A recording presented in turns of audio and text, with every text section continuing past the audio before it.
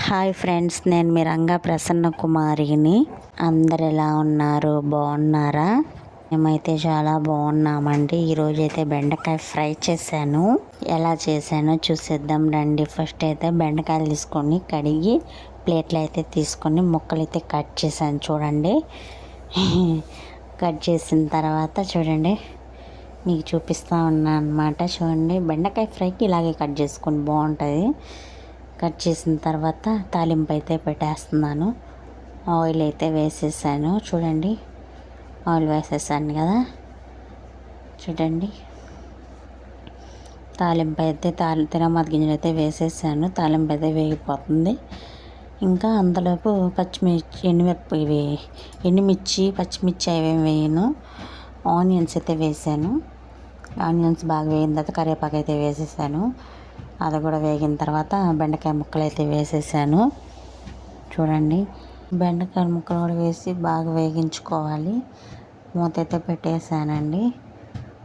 ఇక్కడ కొంచెం వీడియో కొంచెం క్లియర్గా రాలేదు. చూడండి, అంటే పొగలు వస్తున్నాయి కదా. చూడండి, వేగుతూ ఉందన్నమాట. పసుపు అయితే వేసేసాను. చూడండి, తర్వాత అయితే సాల్ట్ వేసాను. చూడండి, సాల్ట్ వేసాను. మళ్ళీ సరిపోలేదని మళ్ళీ వేసాను. కారం అయితే వేసేసాను. తర్వాత అయితే శనగలు ఉంటాయి కదా, అప్పుడైతే వేసేసాను.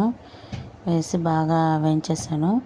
కొత్తగా మన ఛానల్ చూసేవాళ్ళు సబ్స్క్రైబ్ చేసుకోండి, లైక్ చేయండి, షేర్ చేయండి, కామెంట్ చేయండి. ఓకేనా? కర్రీ అయితే కలిపేసాను. చూడండి, కర్రీ అయితే పర్ఫెక్ట్గా అయిపోయింది. మీరైతే లైక్ చేసి సబ్స్క్రైబ్ చేసుకోండి, కామెంట్ చేయండి. ఇంకా తాలింపు ఒకటి సరిపోదని చెప్పి చింతకాయ తొక్కు చొక్కాను. చింతొక్కు తీసుకున్నాను.